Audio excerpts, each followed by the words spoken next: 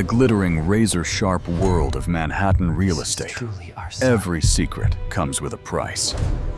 But what happens when the most powerful man in the city steps into a golden elevator and finds himself trapped?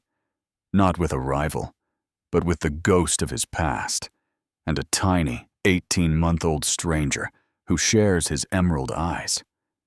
It was a frozen moment of velvet and gold, where billionaire Ethan Stone's perfectly crafted future shattered. Because standing there, holding his son, a son he never knew existed, was the woman he walked away from. What Ethan didn't realize was that this shock reunion was just the beginning of a devastating war for his empire. A war that started with a tiny, innocent hand reaching out for its father. The crisp autumn wind of New York City brushed against the antique windows of the Waldorf Astoria as Ava Reed adjusted the small, navy blazer on Leo. At 26, she had expertly balanced motherhood with a career that had established her as one of Boston's most respected sustainable architects. Her hazel eyes, framed by naturally long lashes, reflected the quiet determination that had brought her here. Her light brown hair, pulled back into an elegant chignon, showcased the delicate pearl earrings she had inherited from her grandmother. "Let's go, sweetie," she murmured to Leo as she waited for the elevator, her voice soft yet firm. Her 18-month-old son played with the buttons of her white shirt, blissfully unaware of the adult world surrounding him. Ava wore a simple yet elegant black sheath dress that highlighted her slender figure without ostentation. She had learned that true elegance never needed to shout. The elevator's chime broke her reverie. The gilded doors slid open, revealing an interior of plush red velvet that screamed the hotel's old-money opulence. But it was not empty. Ethan Stone, 32, dominated the space with the magnetic presence he'd always possessed. His perfectly tailored charcoal gray suit emphasized his broad shoulders and 6'1" frame. His green eyes, which had once promised her the world, now met hers with an intensity that made time seize. His jet-black hair, slicked back with that deliberate, messy touch she knew so well, was exactly as she remembered. Beside him, Sierra Vance radiated the effortless sophistication that only generational wealth could buy. Her champagne silk dress and inherited family jewels spoke of a world Ava had briefly touched, but never truly felt belonged to her. Sierra was undeniably beautiful. Her platinum blonde hair was sculpted into a perfect chignon, and her icy blue eyes now studied Ava with calculated curiosity. Ava stepped into the elevator with the composure she had mastered over the last few years. Leo clung to her neck, his small fingers fiddling with her silver necklace. The boy had his father's exact green eyes, the same resolute set to his chin, the same black hair that curled slightly at the ends. The silence in the elevator was thick, heavy with untold history. Ethan couldn't tear his gaze away from her, from how she had changed, how she looked even more stunning than in his most vivid memories. There was a new strength in her posture, a self-assurance he had only glimpsed before, now enveloping her like invisible armor. Sierra noticed the tension instantly. Her fingers, adorned with an engagement ring that cost more than an apartment, tightened slightly around Ethan's arm. She was an astute woman, accustomed to reading the subtleties of every situation. Leo chose that precise moment to babble something unintelligible, stretching his small hands toward Ethan with a child's typical innocence. The gesture was a silent slap that echoed in the confined space. Ethan felt the air grow impossibly heavy.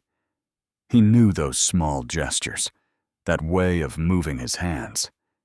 He'd seen them in baby pictures of himself his mother had shown him hundreds of times. 15th floor, the elevator's automated voice announced, breaking the momentary spell.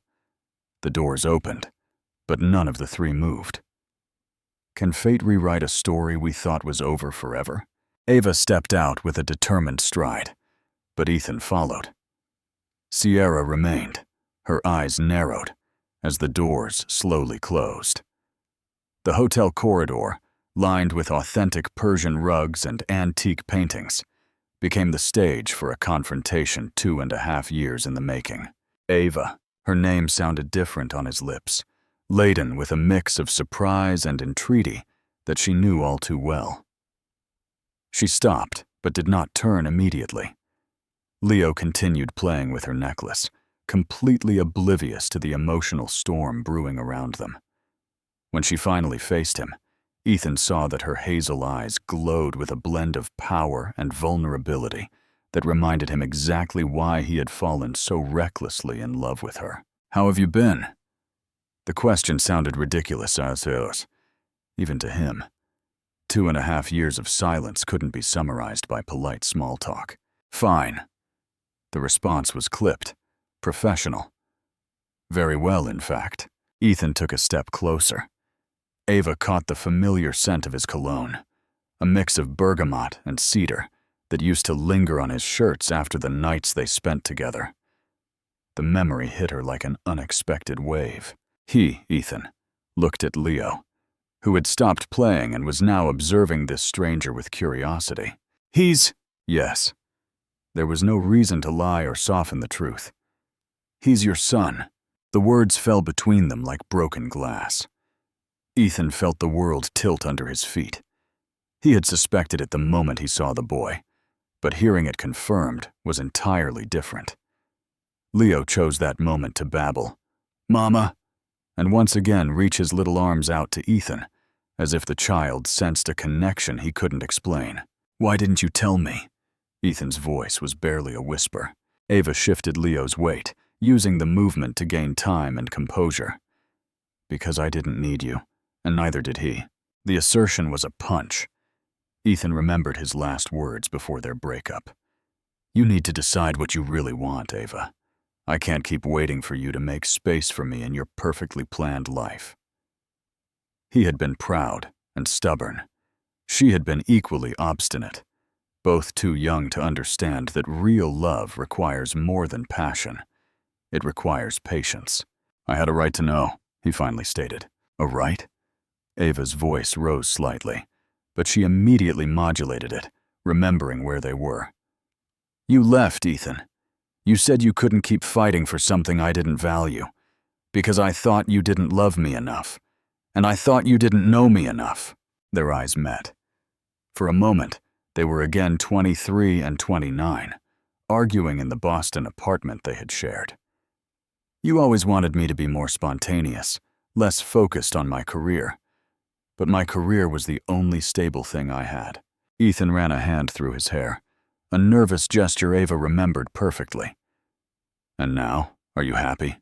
The question disarmed her. She had built a solid, successful life.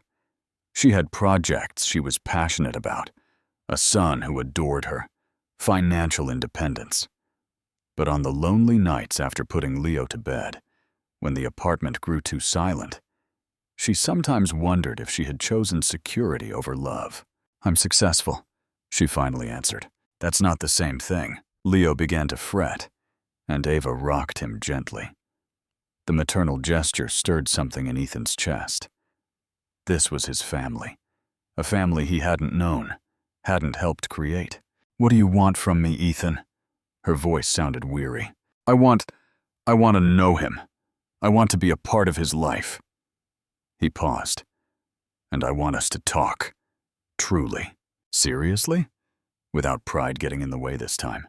Ava studied his face. The years had given him maturity.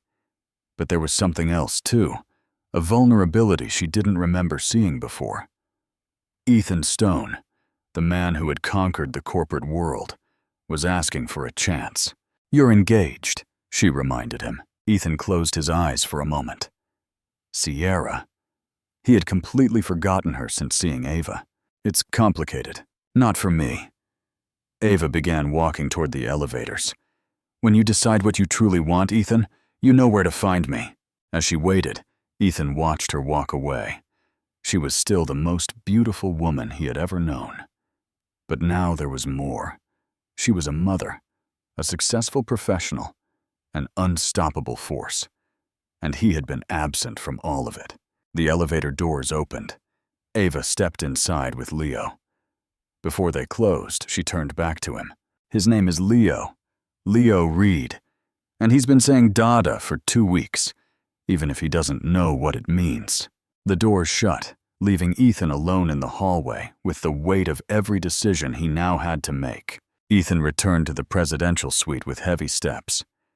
Sierra was waiting, seated on the golden velvet sofa, an untouched martini in her perfectly manicured hand. She had changed her dress for an ivory silk kimono, and her blonde hair fell in soft waves over her shoulders. At 30, she was the personification of aristocratic American elegance. But her icy blue eyes reflected a coldness Ethan had never wanted to acknowledge. So, she has a child. It wasn't a question. Sierra had inherited from her family not only money, but also the ability to read people like open books. Ethan loosened his tie and poured himself a whiskey. The Baccarat crystal reflected the lights of the Manhattan skyline that stretched beyond the 24th floor windows. Yes, yours? The pause was answer enough. Sierra took a sip of her martini, studying Ethan's face with the same attention she dedicated to evaluating a piece of art before acquiring it for her gallery. She's beautiful, she finally admitted.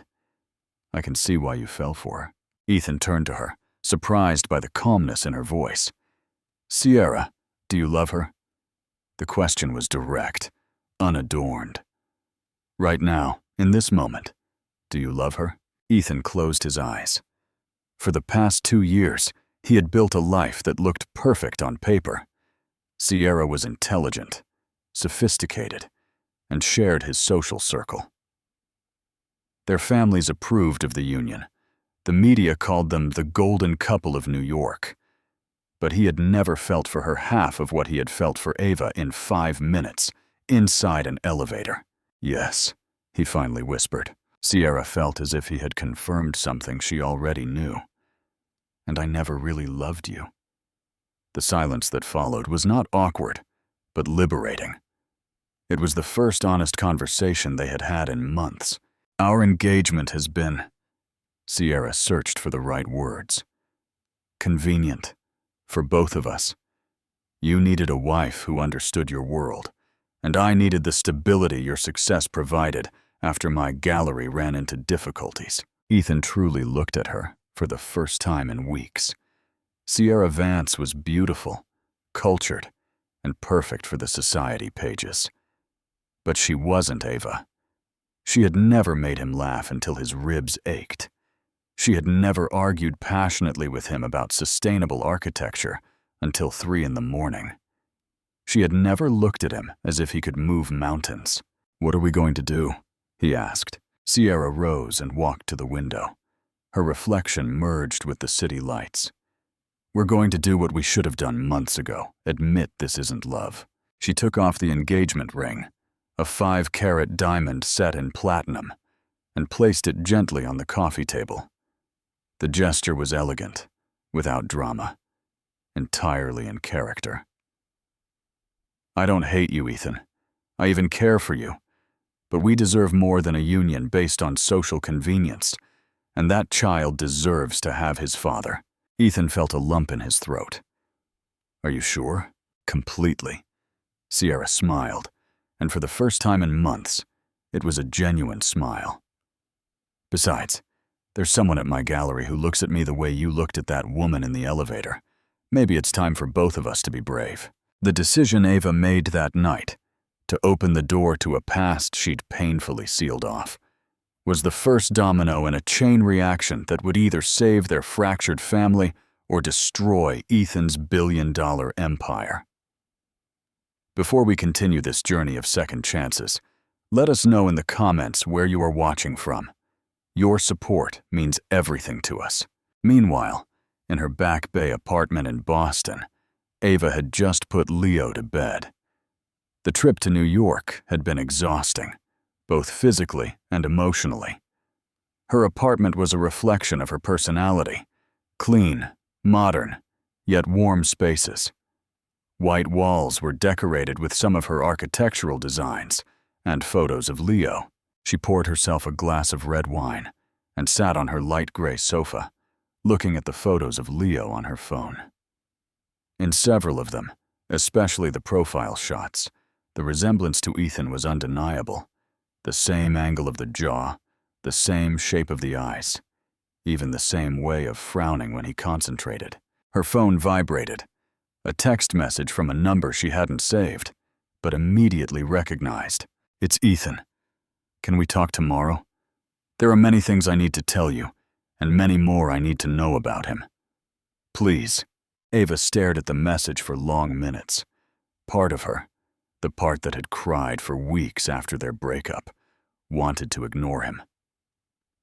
But the maternal part, the one that saw Leo look for father figures in every man he met, knew her son deserved the chance to know his father.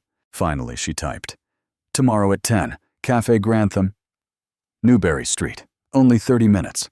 The reply came instantly. "Thank you." Ava put down her phone and closed her eyes. Tomorrow would change everything, for better or for worse. Cafe Grantham on Newbury Street buzzed with Boston's morning energy. Ava arrived 5 minutes before 10, choosing a window table that allowed her to see the street. She wore a beige blazer over a white blouse and navy dress pants. Her light brown hair was loose, falling in natural waves over her shoulders. She had decided not to bring Leo. This first conversation needed to be just between the two of them. Ethan appeared exactly at 10. He had exchanged his formal suit for gray chinos and a light blue button-down, but he still radiated that presence that made heads turn. He sat across from her without ceremony, ordering a black coffee from the approaching waiter. Ava already had a half-finished latte in front of her, her fingers drumming nervously against the white ceramic cup. "Thank you for coming," Ethan said, his voice deeper than she remembered. 30 minutes, Ava reminded him, checking her watch. "I have a client meeting in the seaport after this. Are you still designing sustainable homes?" A small smile curved Ava's lips. "Among other things, my studio has expanded. We also work on commercial buildings and urban renewal projects now." Ethan felt a mixture of pride and pain. He had built an empire, but he had missed the professional growth of the woman he loved. "I always knew you would make it. It wasn't for you," Ava replied calmly, but without cruelty. "It was for me, and for him." The silence stretched between them. Ethan sipped his coffee, noting that Ava had added 2 cubes of sugar to hers, exactly as she did when they lived together. Some habits never changed. "What's he like?" he finally asked. "Leo, what's he like?" Ava's eyes softened immediately. "He's incredible. Curious, stubborn, smart. He looks a lot like you physically, but he has my persistence." She paused. "He loves building blocks. He can spend hours stacking and knocking them down." "Has he said his first word?" "Several. Mama, water, more, no." Ava smiled. "Especially, no. He uses it for everything." Ethan laughed, a sound Ava hadn't heard in years. "He definitely has your stubbornness. And yours," she countered. Yesterday, he decided he didn't want to put on his shoes and stood barefoot on the hotel's marble floor for 10 minutes, completely immovable. They talked about Leo for 20 minutes. Ava was surprised how natural it felt to share these small stories. Ethan listened to every detail as if it were liquid gold, absorbing information about the son he hadn't watched grow up. "Have you ever thought about starting a new life?" The question left Ethan before he could stop it. Ava tensed slightly. "And you? What happened with your fiancé?" "We broke up last night." Ethan looked directly into her eyes. "We realized we were together for the wrong reasons." "And what would the right reasons be?" "Love. Real love. The kind of love that makes you unable to think of anyone else. That makes 2.5 years feel like an eternity." His voice grew softer. The kind of love I feel for you. Ava felt her breath catch. Ethan, let me finish. He leaned forward. I made enormous mistakes. I didn't understand how important your independence was. I didn't realize that your ambition wasn't a rival to us, but part of what made you so extraordinary. You can't just show up after 2.5 years and— I'm not asking to go back to where we were, Ethan interrupted gently. I'm asking for the chance to start over. To know you as the woman you've become. To know our son. To build something real this time. Ava looked at her watch. The 30 minutes had flown by. She stood up, taking her brown leather bag. You can meet Leo, she said finally, but it will be gradual and on my terms. He is my priority, first and foremost, and don't expect this to mean anything more between us. I am a different person now, Ethan. Stronger, more independent. I don't need you to rescue me or complete my life. Ethan stood up too. I know. It's one of the things I always fell in love with about you. Ava started to walk away but paused. Saturday at 4, Boston Public Garden. Wear comfortable clothes. Leo likes to feed the ducks. Ethan watched her leave, his heart beating with a hope he hadn't felt in years. There was a chance. Small, fragile, but real. In the cab back to her office, Ava closed her eyes. Ethan had changed. She could see it in the way he had listened, in how he had spoken about Leo. But she had changed too. She was no longer the 23-year-old girl who had lost her head over a charismatic developer. This time, if she risked her heart, it would be for the right reasons. That Saturday afternoon, the Boston Public Garden was full of families enjoying the October sunshine. Ethan arrived 15 minutes early, wearing dark jeans and a white t-shirt under a brown leather jacket. He had exchanged his usual dress shoes for sneakers, following Ava's comfortable clothes instruction to the letter. He sat on a bench near the pond where the ducks swam lazily, mentally reviewing everything he had read about 18-month-olds in the last 3 days. He had bought books, consulted websites, even called his sister in Miami to ask about his nephews. Exactly at 4 o'clock, he saw Ava approaching, pushing a navy blue stroller. She wore light jeans and a cream-colored sweatshirt, her hair pulled into a high ponytail that made her look younger. But it was Leo who captured his complete attention. The boy wore a small red jacket and sneakers that flashed with every step. His black hair curled slightly at the ends, exactly like Ethan's when he was a child. When his green eyes landed on Ethan, he showed no shyness, only pure curiosity. Hi! Ava stopped a few feet away, watching the reaction of both.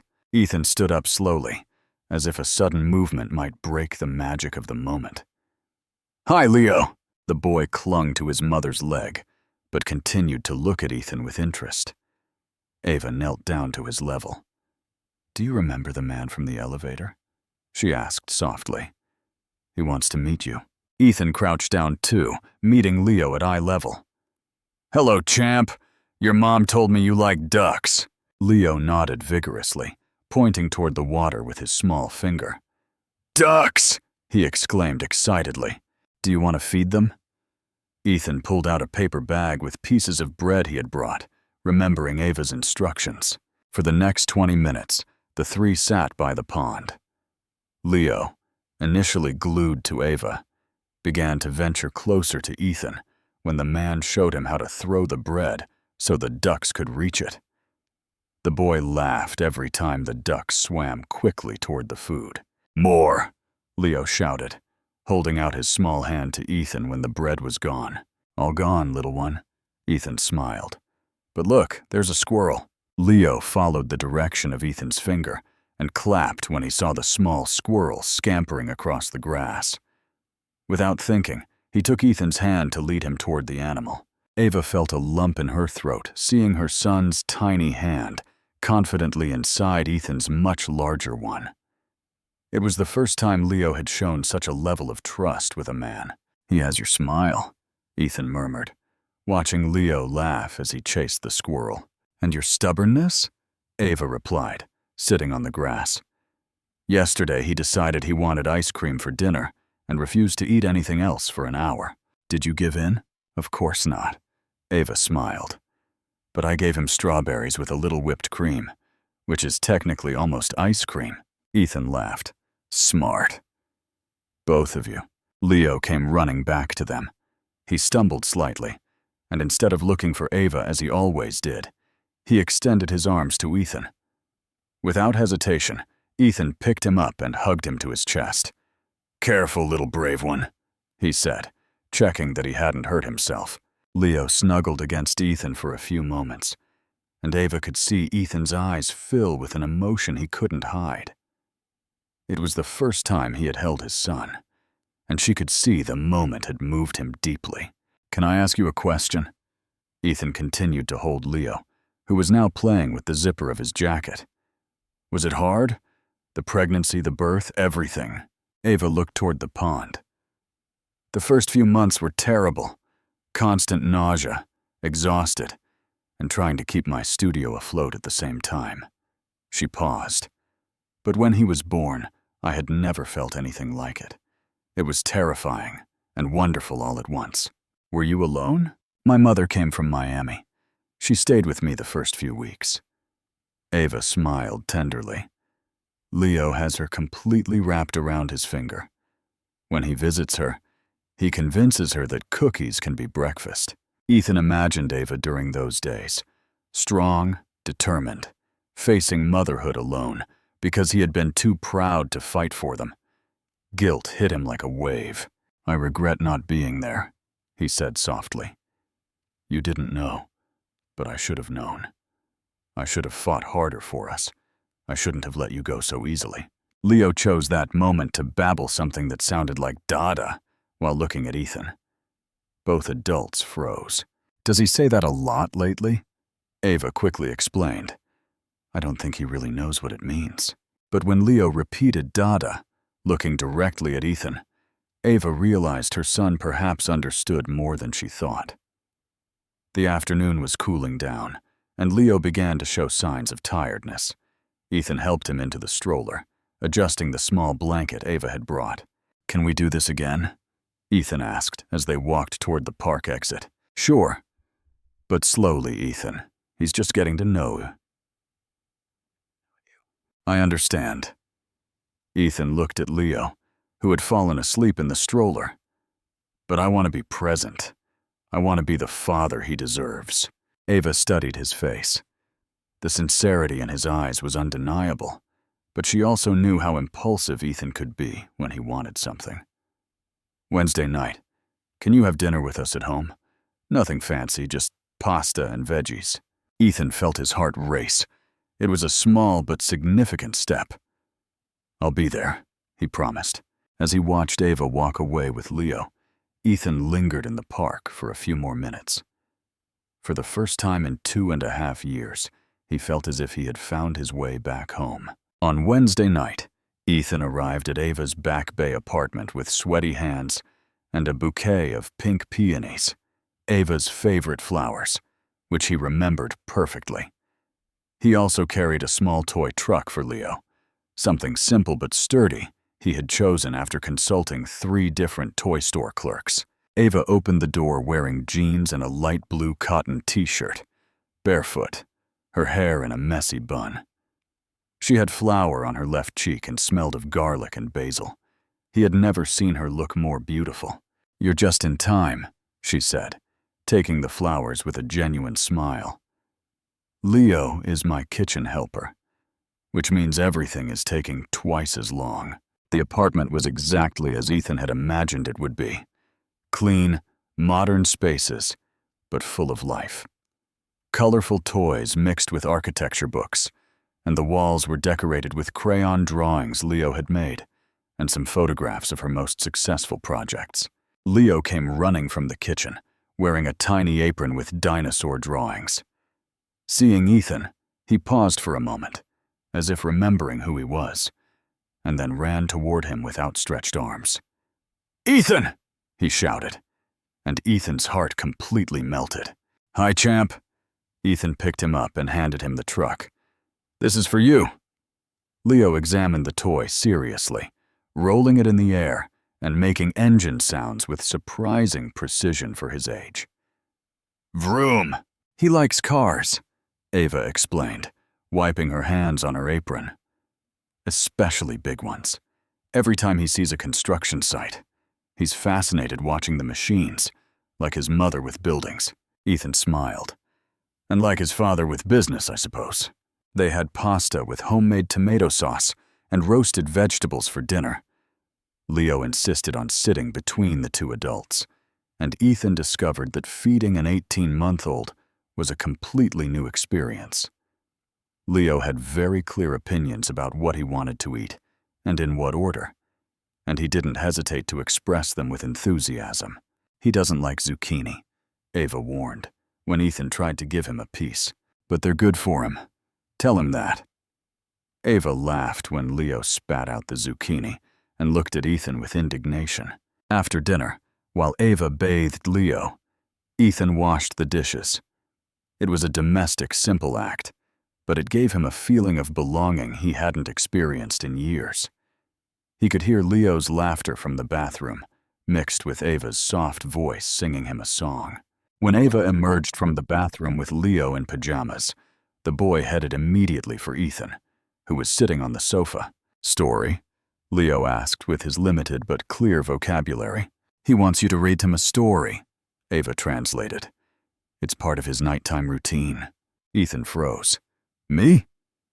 "If you want." Leo had already climbed onto the sofa and snuggled against Ethan, holding a worn book about an adventurous bunny. Ethan began to read, modifying his voice for the different characters, and soon Leo was completely absorbed in the story. Midway through, Leo fell asleep against Ethan's chest.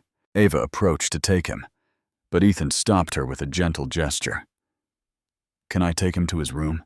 Ava nodded, guiding him down the hall to a small, cozy room decorated with painted clouds on the ceiling and glow-in-the-dark stars.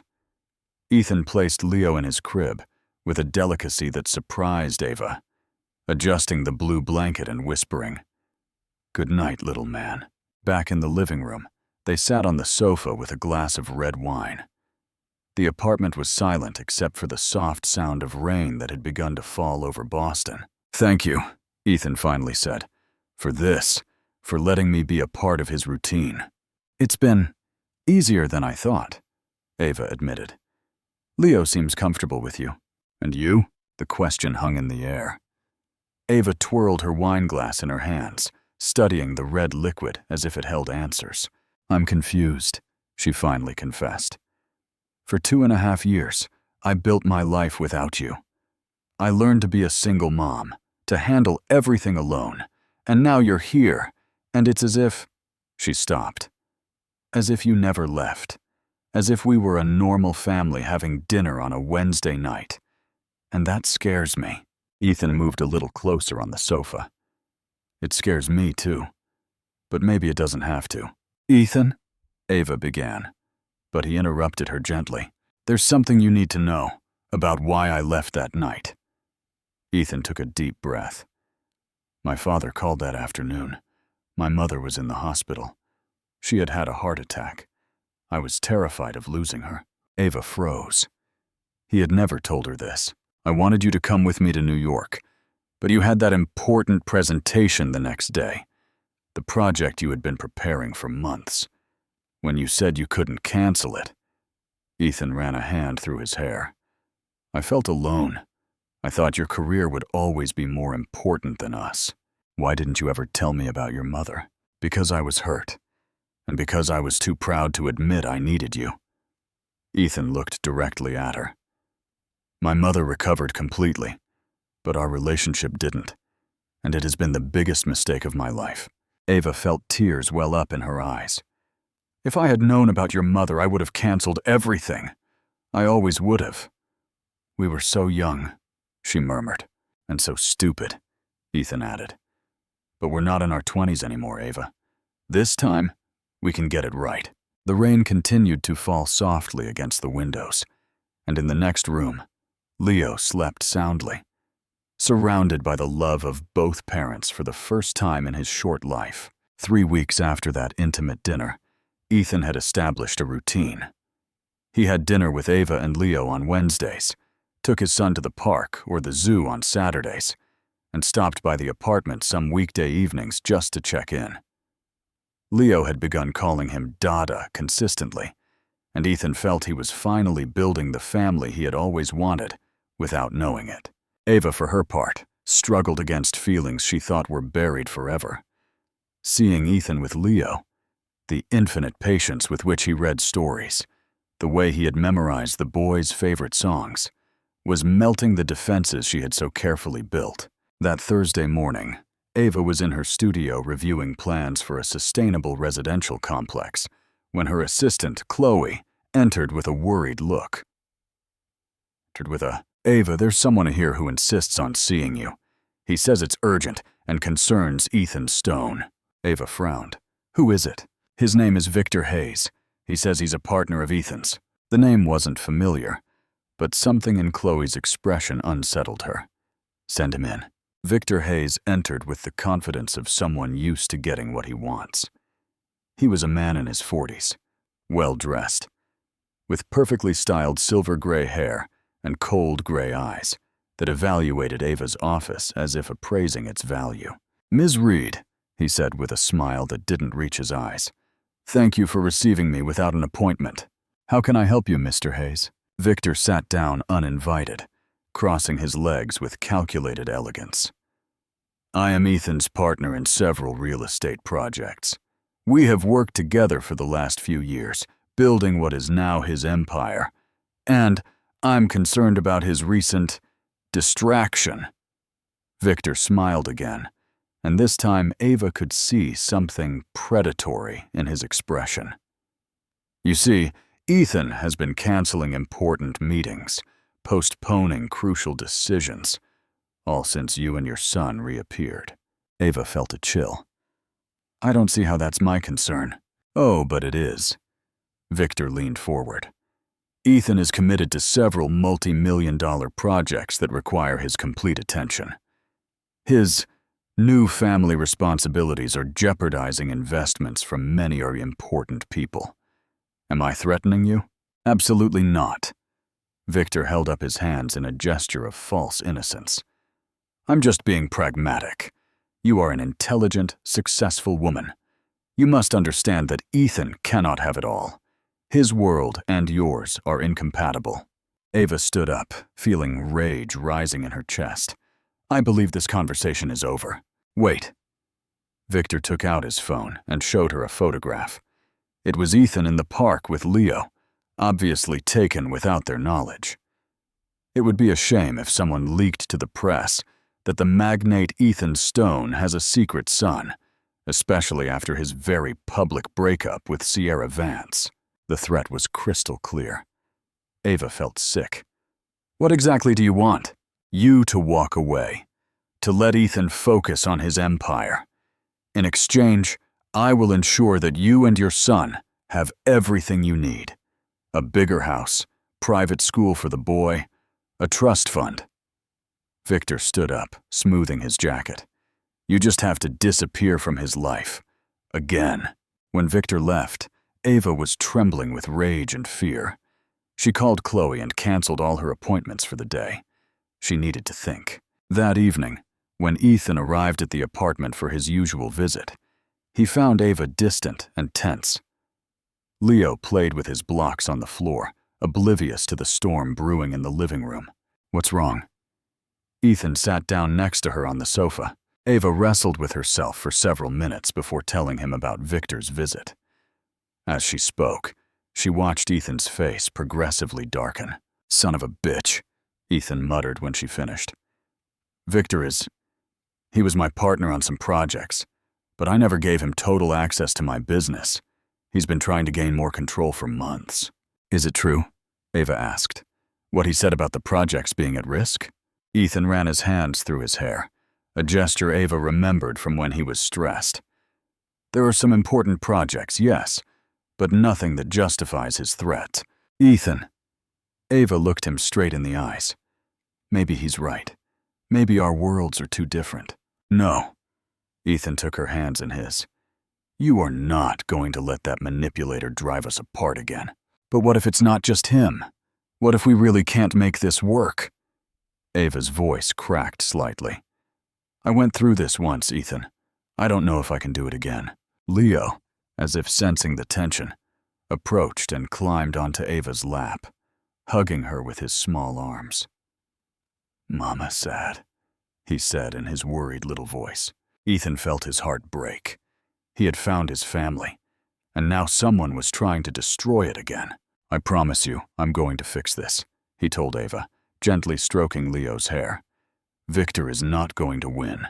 But that night, as Ethan drove back to his hotel, his phone rang. It was Victor. I hope you've talked to your little family about my proposal, his cold voice said on the other end of the line. Stay away from them, Victor. Oh, Ethan, this is just beginning. Tomorrow, there will be photographers following your dear Ava's every move. Are you sure you want to expose your son to that media circus? The line cut off, and Ethan stood there, feeling the world he had begun to rebuild crumble in his hands. Ava woke up at 6 in the morning to the sound of voices in the street. From her bedroom window, she could see 3 vans with television equipment parked in front of her building.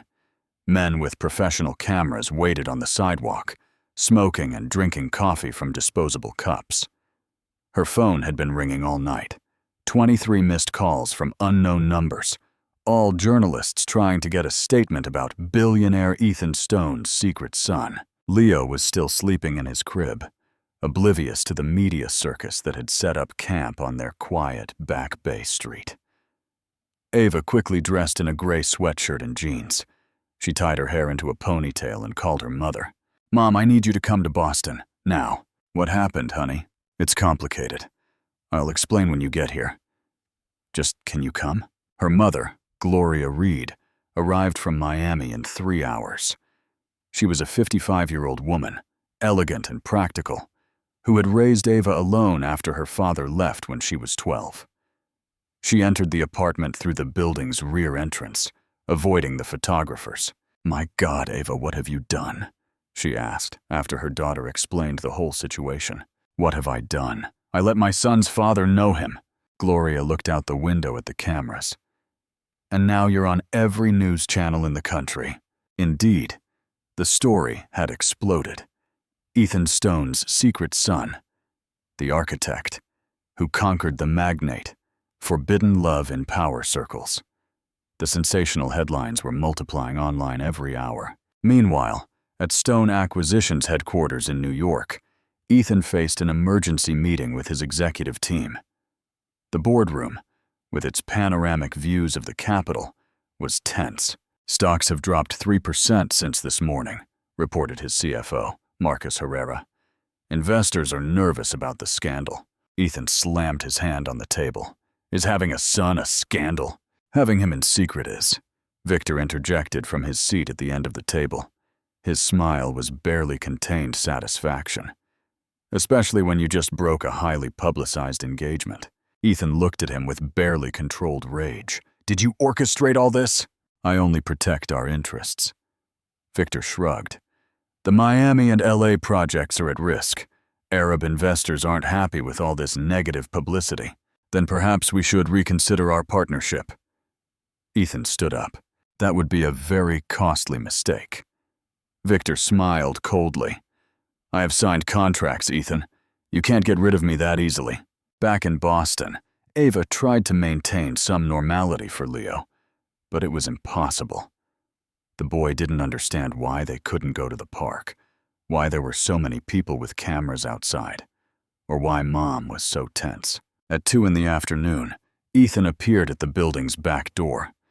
He wore sunglasses and a baseball cap, but Ava could see the dark circles under his eyes. How did you get in? I came up through the garage of the building next door and jumped the rooftops. Ethan took off his cap, running a hand through his messy hair, just like old times. Despite everything, Ava smiled. During their previous relationship, Ethan often showed up at her old apartment in creative ways when she was focused on work and didn't answer the phone. Leo ran to Ethan with open arms. "Dada!" The word resonated in the apartment with an innocent joy that brutally contrasted with the chaos outside. "Hello, champ." Ethan picked him up, hugging him tight. "Have you been good to Mommy?" Yes. Leo nodded vigorously. "Park?" "No, not today, little one." Ava intervened gently. "There are too many people outside." Ethan sat on the sofa with Leo on his lap. Gloria, who had been observing from the kitchen, finally approached. "So, you're Ethan," she said, studying him with the assessing gaze only mothers can perfect. "Mrs. Reed." Ethan stood up respectfully, extending his hand. "I'm sorry we meet under these circumstances." Gloria shook his hand, but her expression remained stern. "My daughter suffered a lot when you left, Mom," Ava began, but Ethan stopped her with a gesture. "You're right," he said, looking directly at Gloria. "I made terrible mistakes, but now I want to fix them."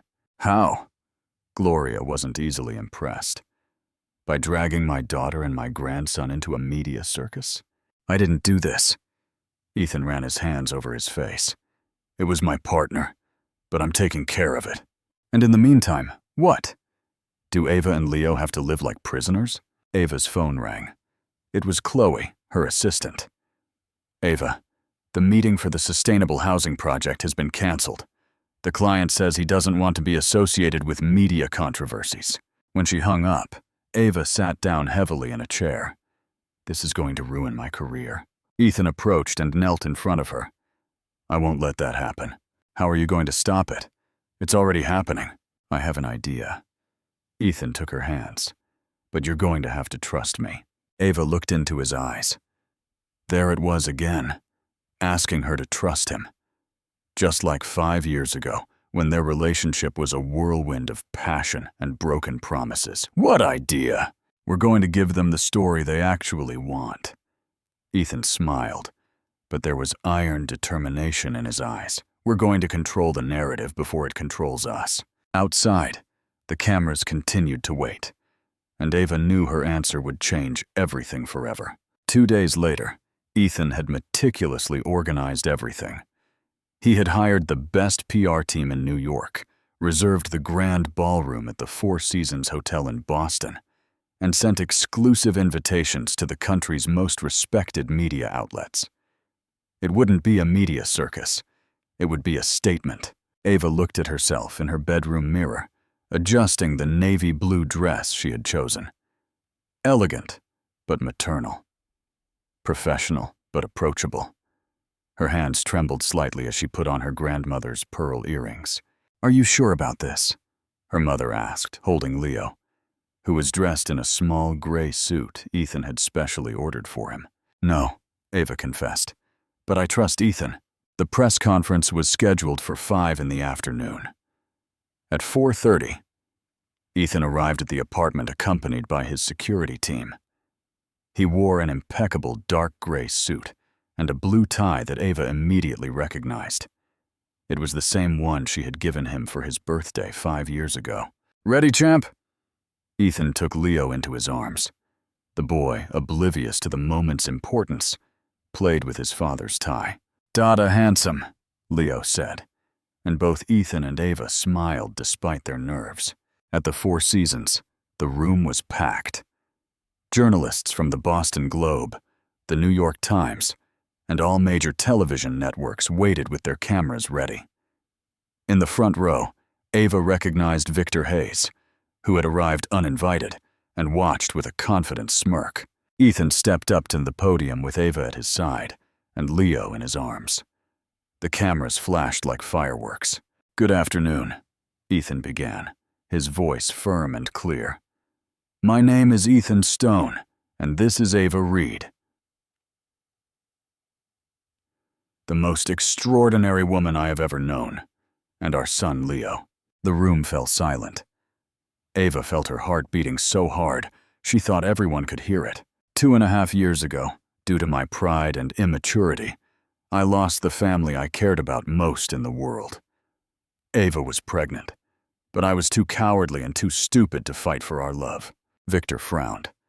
This was not what he had expected. Recently, stories have appeared about a secret son and hidden relationships. I want to clarify. There are no secrets here.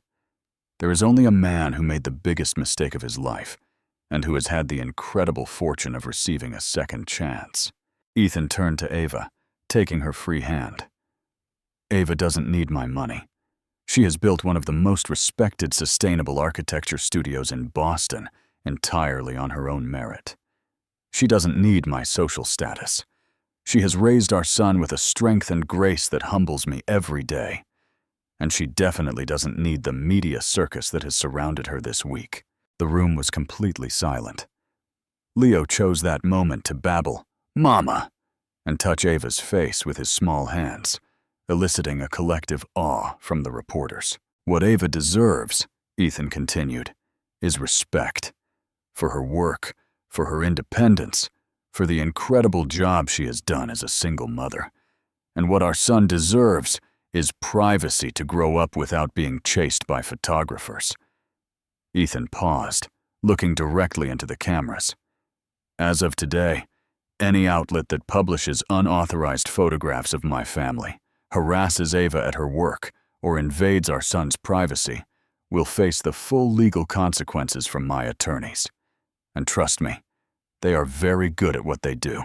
Victor stood up in his seat, clearly agitated. Finally, Ethan smiled, and for the first time since he had started, he looked completely relaxed. I want to do this the right way this time. To everyone's surprise, especially Ava's, Ethan stepped down from the podium and knelt in front of her.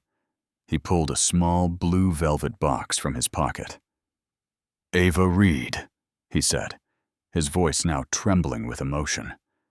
"You are the smartest, strongest, and most incredible woman I have ever known. You are an extraordinary mother and a brilliant professional. I'm not asking you to complete me, because you are already complete on your own." Tears began to roll down Ava's cheeks. "I'm asking you to allow me to accompany you, to build the family we always should have been, together. Will you marry me?" The room erupted in whispers and camera flashes. Leo clapped, not understanding what was happening, but clearly enjoying all the attention. Ava looked at the ring. It was perfect. Simple, yet elegant. Exactly her style. Then she looked at Ethan, kneeling before her, vulnerable and honest in a way she had never seen before. "Yes," she whispered, and then louder, "Yes, I want to marry you." Ethan stood up and kissed her as Leo clapped between them, and photographers captured what would be the front pages of every newspaper the next day. In the front row, Victor abruptly stood up and headed for the exit. His plan had failed spectacularly. Ethan had not only controlled the narrative, he had completely rewritten it. After the conference, as the three returned to the apartment in a tinted window limousine, Leo had fallen asleep between his parents. "How did you know I would say yes?" Ava asked, admiring her engagement ring. "I didn't," Ethan confessed. "But I knew if I didn't try, I would regret it for the rest of my life." "Next time," Ava smiled. "Maybe you could ask me without 100 cameras watching." "Next time?" Ethan raised an eyebrow. "Well," Ava snuggled against him, "we have a whole lifetime to practice doing things right." As the limousine sped toward their future together, neither noticed the car following at a distance. Victor wasn't finished yet. 3 days after the public engagement, Ethan was in his New York office, reviewing contracts, when his personal assistant entered with an urgent look. "Mr. Stone, this just arrived by urgent courier." She handed him a manila envelope with no return address. Inside were photographs. Photos of Ava leaving her apartment, of Leo playing in the daycare garden, of Gloria grocery shopping. All taken with a telephoto lens. All invasive. All clearly threatening. On the last page was a handwritten note. "The conference was very emotional, Ethan. But business is business. You have 48 hours to sign the documents transferring 60% of your shares to my name, or these photos will be the least invasive ones they see published. VH." Ethan felt the blood freeze in his veins. For the past few days, he had been working with his lawyers to find a legal way to get rid of Victor. But the man had been careful. All his contracts were in order. All his maneuvers were technically legal. His phone rang. It was Ava. "Ethan, something strange is happening. Someone has been calling my clients, telling them my studio is being investigated for tax fraud." "What?" Ethan jumped out of his chair. "It's a lie, of course. But I've already lost 2 major contracts. My accountant says someone with connections is trying to sabotage my professional reputation." Ethan closed his eyes. Victor was attacking on all fronts. "I'm coming to Boston right now." "Ethan, what's going on?" "I'll explain when I get there. But Ava, you should take Leo to your mom's place in Miami for a few days." "Why? You're scaring me."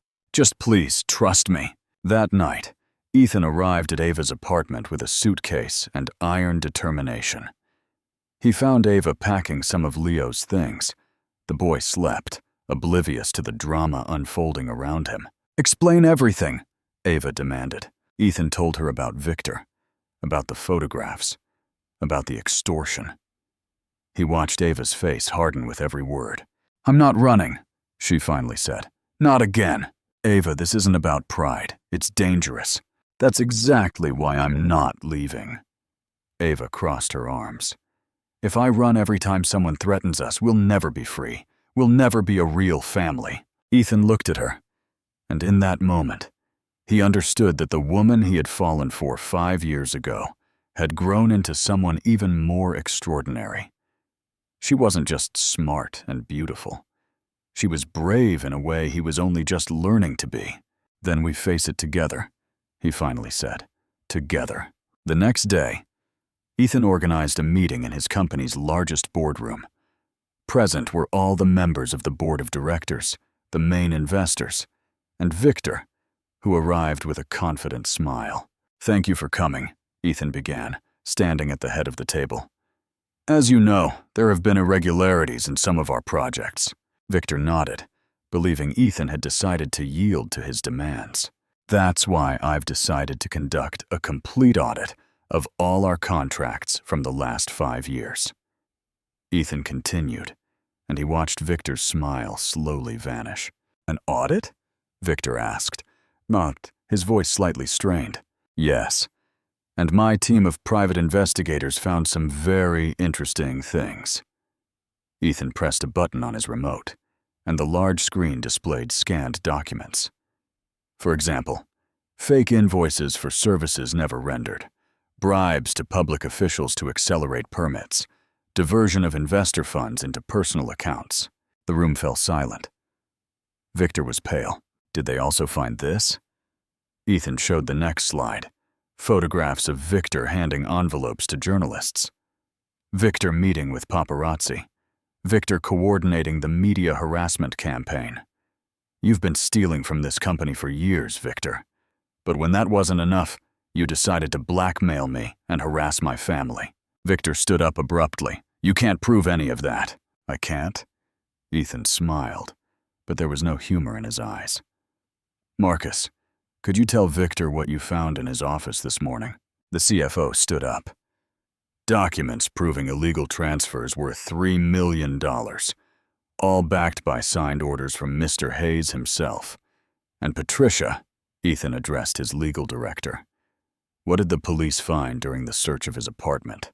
"Private photographs of Ethan's family taken without authorization, listening devices, and correspondence proving his intent to extort." Victor looked around the room like a cornered animal. Everyone present looked at him with disgust and contempt. "This isn't over," he muttered, heading toward the door. "Yes, it is over," Ethan told him. "The police are waiting for you outside. And Victor, stay away from my family." 2 weeks later, Ava was in her office when Chloe entered with a huge smile. "The 3 clients who canceled want to meet with you again. And Madrid just called.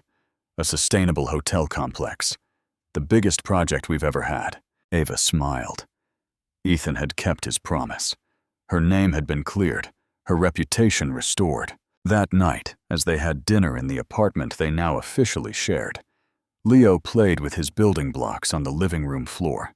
"Do you know what I love most about all this?" Ava asked, snuggling against Ethan on the sofa. "What?" "That you didn't rescue me. That we fought together." Ethan kissed her softly. "Always together. From now on." Leo chose that moment to approach and climb onto the sofa between them, holding one of his favorite books. "Story?" he asked with his hopeful little voice. "Of course, champ." Ethan picked him up.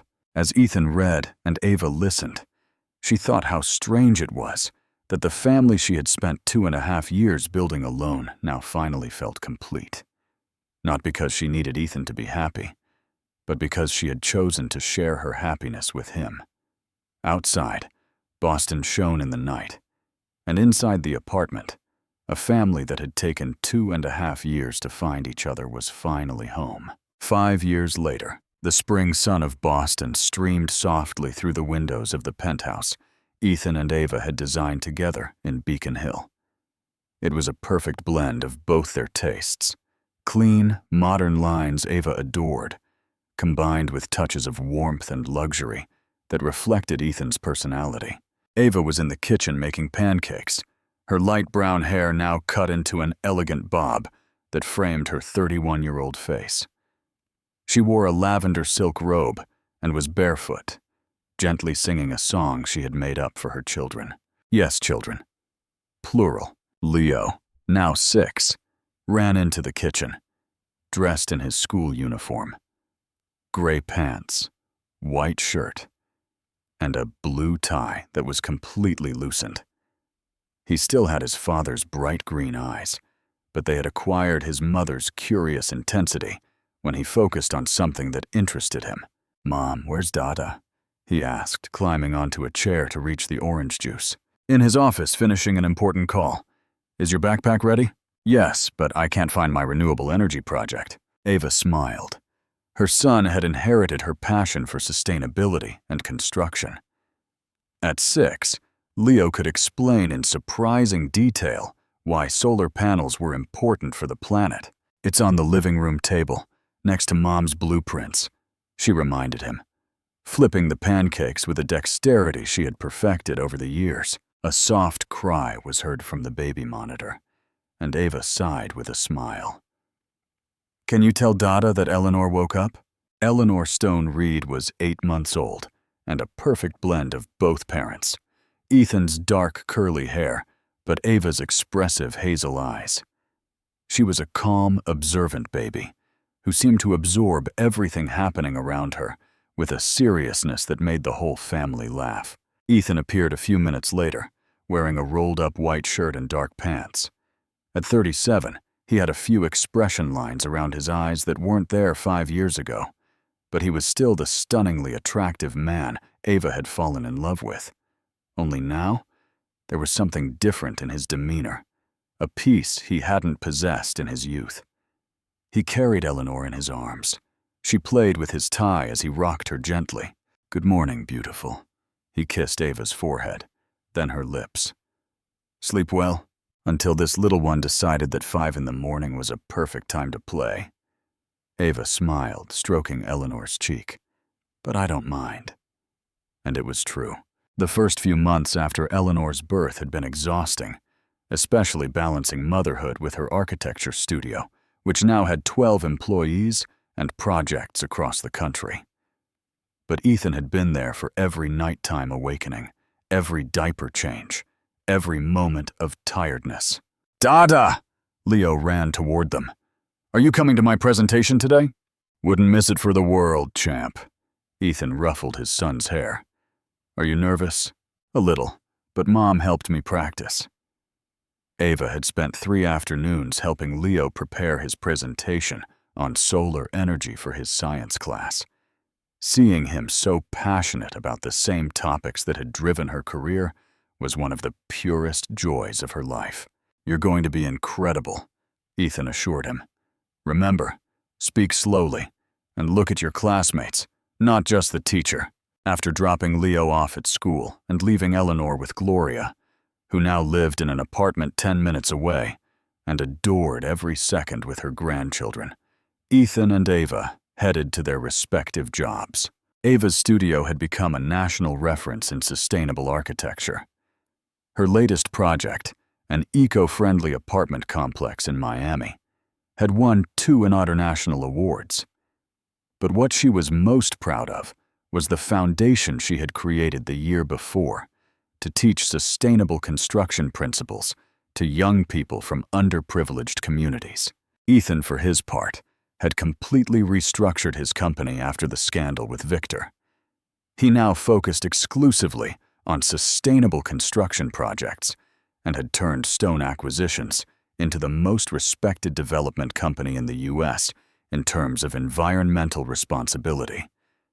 His latest initiative was an affordable housing program that combined technological innovation with environmental sustainability. That afternoon, after Leo's successful presentation, which had received a standing ovation from his classmates, the 4 of them sat in their backyard for an afternoon snack.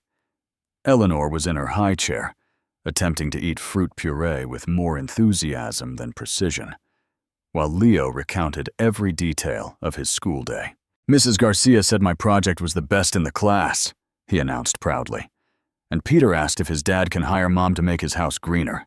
Ethan and Ava exchanged an amused glance. Their son had inherited not only the passion for sustainability, but also his father's networking skills. "You know what?" Ethan leaned toward Leo. "I think we can arrange a little family consultation." That night, after putting the children to bed, Ethan and Ava sat on their terrace, which offered a panoramic view of Boston. The city sparkled under the stars, and the air had that perfect crispness of the Mediterranean spring. Ava held a glass of red wine and had put on a cream cashmere sweater. Ethan had a whiskey and had loosened his tie. Eleanor had finally agreed to sleep through the night, and Leo was exhausted after his triumphant day. "Do you remember that night in my old apartment?" Ava asked, snuggling against Ethan on the outdoor sofa. "When you said we wanted different things." "I was an idiot," Ethan replied immediately. "No, you weren't. You were partly right. We did want different things." Ava looked at him. "But it turns out you can want different things and still build something beautiful together." Ethan kissed her hair, breathing in the familiar scent of her jasmine shampoo. "Are you happy?" "Truly happy, not just content." The question surprised her, but only for a moment. "You know what's the craziest thing? I thought I was happy when I was a single mom. I thought I was happy building my career alone. And I was. In a way. But this?" Ava gestured toward the house, where her 2 children slept peacefully. "This isn't just happiness. It's wholeness. It's knowing that if everything collapsed tomorrow, I would have everything I need. Even if my company went bankrupt and we lost all the money, especially then." Ava laughed. "Because then I would have the chance to watch you build everything from scratch, and I would know I could do the same." They stayed there for hours, talking about future projects, about Leo's dreams, about how Eleanor would probably be just as stubborn as both of them. They talked about expanding Ava's foundation, about Ethan's new social housing project, about the possibility of a 3rd child in a few years. But more than anything, they just sat there, enjoying the comfortable silence that only exists between 2 people who have learned that love isn't just passion and romantic promises. It's also burnt pancakes on Sunday mornings, taking turns changing diapers at 3 in the morning, and celebrating the small victories of daily life. When they finally went inside, Ethan checked on the children one last time. Leo slept with his science book open next to him, and Eleanor had her small fist clenched around the finger of a stuffed animal that had been Leo's. "You know I love you," he whispered to Ava as they got into bed. "Every day for 5 years," she replied. But it wasn't a complaint. It was a celebration. The next day would be another day of juggling demanding careers, family responsibilities, and the 1,000 small challenges of being working parents in the modern world. But it would also be another day of waking up next to the person they had chosen to share their lives with. Another day of watching their children grow and become the extraordinary people they were already proving to be. Ava fell asleep that night, thinking about how strange and unpredictable their path had been. 5 years ago, when she saw Ethan in that elevator, she never would have imagined they would end up here. Not as the dramatic, passionate couple they had been in their youth, but as partners, as parents, as the mature version of what they had always had the potential to be. Some love stories are fireworks that burn brightly and fade. Others are like solid architecture, built slowly, with deep foundations, designed to last a lifetime. Can true love survive our past mistakes and build something even more beautiful the second time around?